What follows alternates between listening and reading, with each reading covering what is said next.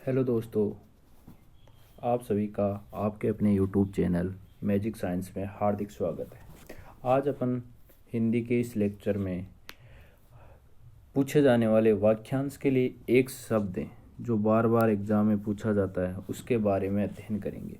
आने वाले LDC exam में यहाँ से कम 4 से 5 क्वेश्चन पूछे जाने हैं और बहुत ही इम्पोर्टेंट ये है। आपको 10 से 15 मिनट में ये सभी समझ में आ जाएंगे और याद रखने का तरीका भी अच्छा रहेगा। चलो देखते हैं।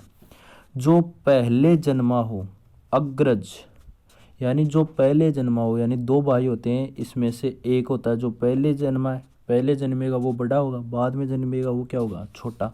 तो पहले जन्मे वाले यानी जो बड़ा भाई होता है उसको कहते हैं अग्रज, और जो बाद में जन्म लेता है उसको कहते हैं अनुज यानी छोटा भाई। क्लियर है? यानी पहला अग्रज और बाद में वाला अनुज। क्लियर है? जो कभी बूढ़ा न हो, यानी जर यानी होता है बुढ़ापा, जर यानी क्या होता है बुढ़ापा, और ए लग गया इसका मतलब क्या हो गया अजर, यानी जो जर यानी बुढ़ापा आ जाता है वो जर, और जो कभी बूढ़ा न हो यानी जिसके बुढ़ापा नहीं आता है वो क्या होता है अजर।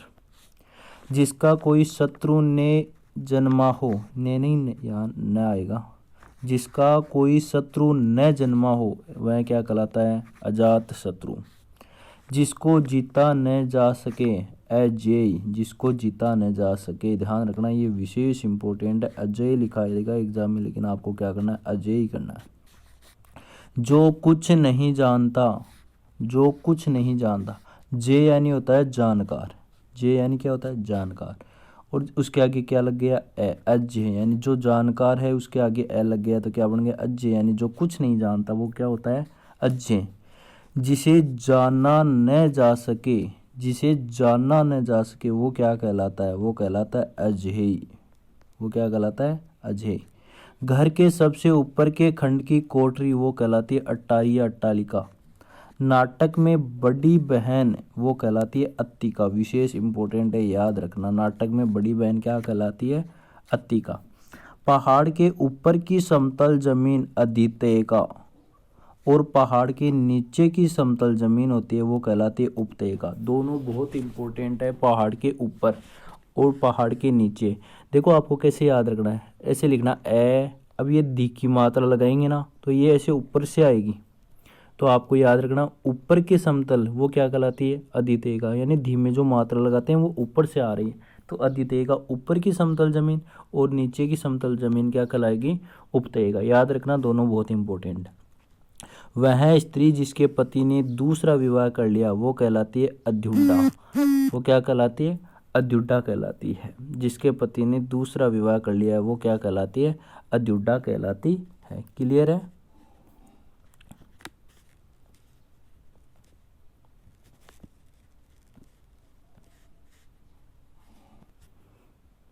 आगे चलते हैं। वह स्त्री जिसके पति ने दूसरा विवाह कर लिया अद्युडा, जिसके माता पिता न हो वह कहलाता है अनाथ, यानी माता और पिता दोनों ही नहीं हो वो क्या कहलाता है अनाथ। जिसका आदर न किया गया हो वो कहलाता है अनादृत। ध्यान रखना इंपॉर्टेंट है, जिसका आदर नहीं किया गया वो कहलाता है अनादृत।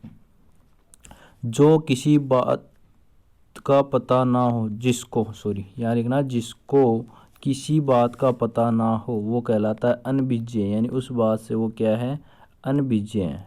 क्या कहें अनभिज्ञ। जिसको बुलाया न गया वो अनाहुत है, अनाहुत है वो क्या कहलाता है इंपॉर्टेंट है, जिसको बुलाया न गया हो वो अनाहुत है, और जिसको बुलाया गया हो वो कहलाता है आहूत है। वो क्या कहलाता है जिसको बुलाया गया हो वो कहलाता आहूत है। पलक को झपकाए बिना अनिमेष या फिर निर्निमेष, जो अनुग्रह से युक्त हो, अनुग्रहित, ये शब्द शुद्धि में भी आता है। ध्यान रखना, अनुग्रह तो ये सही है, आप सोच रहे हो कि अनुग्रह गलत, अनुग्रह सही है, और अनुग्रहित जो अनुग्रह से युक्त हो वो अनुग्रहित। जिस पर अभियोग लगाया गया हो, यानी अभियोग, अभि से युक्त है वो अभियुक्त, और जो किसी पर अभियोग लगाए वो होता है अभियोगी। जिसे साप दिया गया हो, ये साप शब्द श्राप लिखते हैं ना वो वाला साप है, ये साप शुद्ध है, ध्यान रखना, श्राप नहीं होता साप होता है, वो कहलाता है अभिशप्त। आदेश की अवहेलना वो कहलाती है अवज्ञा। और आदेश को मानने वाला अवज्ञा, आदेश की अवहेलना अवज्ञा। जो कम जानता वो अल्पज्ञ, जो ज़्यादा जानता हो वो कहलाता है सर्वज्ञ, यानी सब कुछ जानता है। अल्पज्ञ का विलोम भी क्या होगा? सर्वज्ञ। जो कम जानता वो अल्पज्ञ। क्लियर है? चलो जी आगे चलते हैं।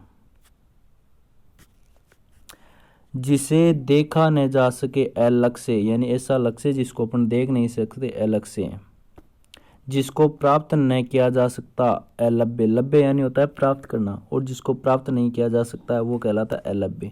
फेंक कर चलाया जाने वाला हथियार अस्त्र, फेंक कर चलाया जाने वाला हथियार क्या कहलाता है? अस्त्र। और हाथ में लेकर चलाया जाने वाला शस्त्र, अब कन्फ्यूज हो जाते हैं अस्त्रों। देखो हाथ में है आ रहा है क्या, और है कौन सी लाइन में आता है? सहवाड़ी में आता है, तो सहवाड़ी में है आएगा, यानी हाथ में लेकर चलाया जाने वाला शस्त्र होता है।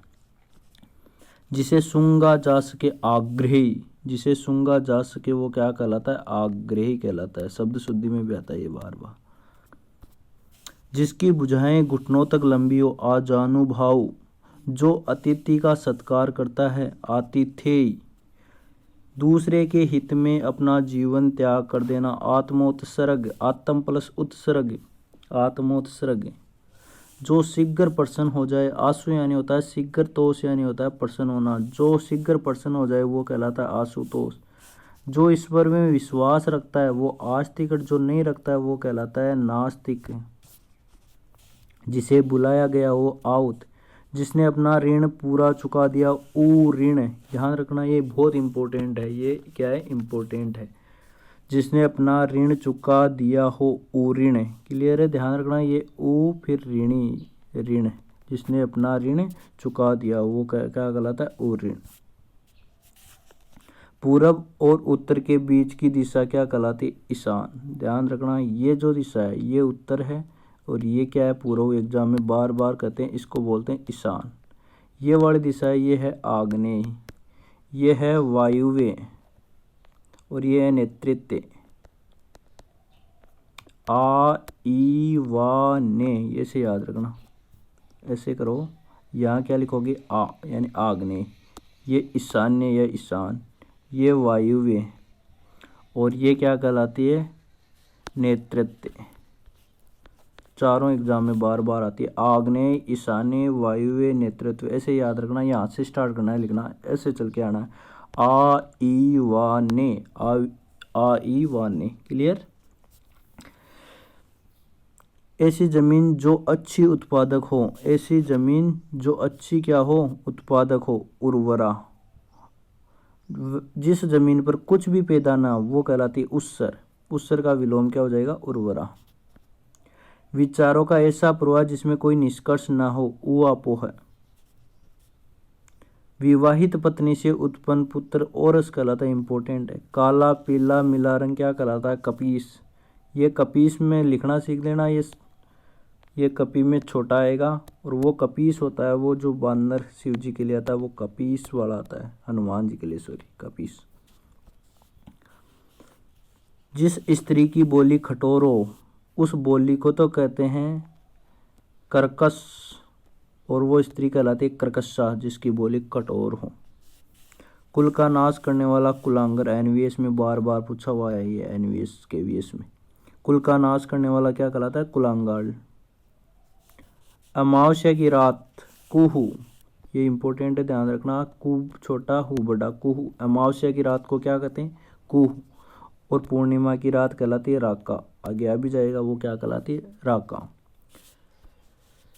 अपने लिए किए गए उपकार को भुला देने वाला कृतघ्न, भुला देने वाला क्या है? कृतघ्न। और उपकार को याद रखने वाला कृतज्ञ। ये जे बोला जाता है, इसको ध्यान रखना। जैसे अज्ञे, विझे, झे होता है ये, और ये कृतज्ञ का विलोम कृतघ्न। वेरी इंपॉर्टेंट है, विलोम भी याद रखना दोनों का। जो धन को अत्यधिक कंजूसी से खर्च करता है वो कहलाता है कृपण। क्या कहलाता है? कृपण।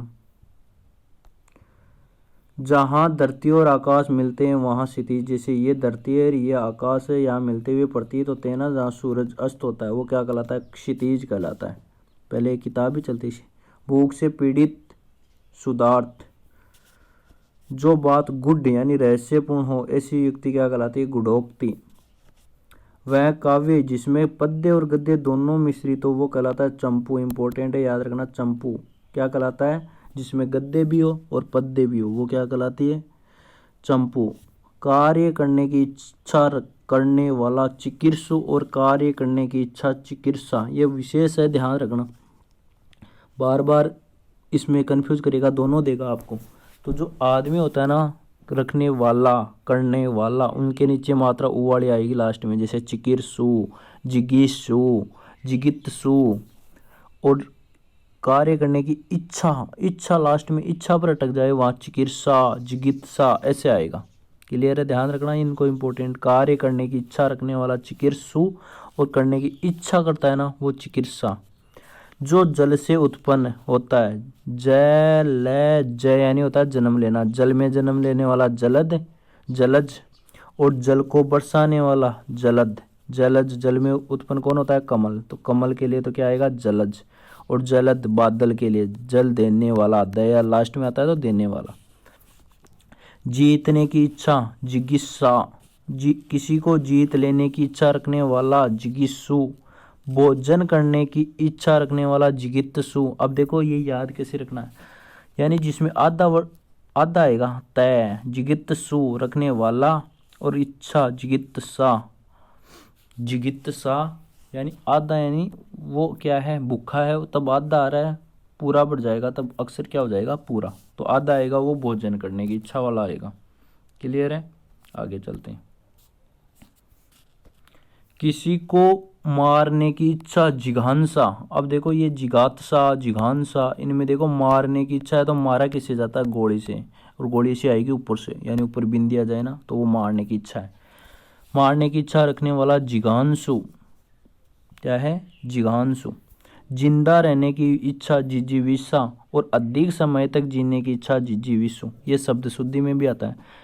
पहले आदमी छोटा होता है तो पहली मात्रा छोटी, फिर बीच में वो अपने आप को बड़ा समझने वाला, पहले छोटा फिर बड़ा, फिर बुढ़ापा, फिर छोटे जैसा हो जाता है। तो ये लो जी जी वी सा, पहला छोटा फिर बड़ा फिर मात्रा छोटी, जी छोटा फिर बड़ा जी, फिर वी छोटा, ऐसे याद रखना। शब्द शुद्धि में पूछा हुआ है ये, हाई कोर्ट एलडीसी में और स्टेनोग्राफर में बाहर।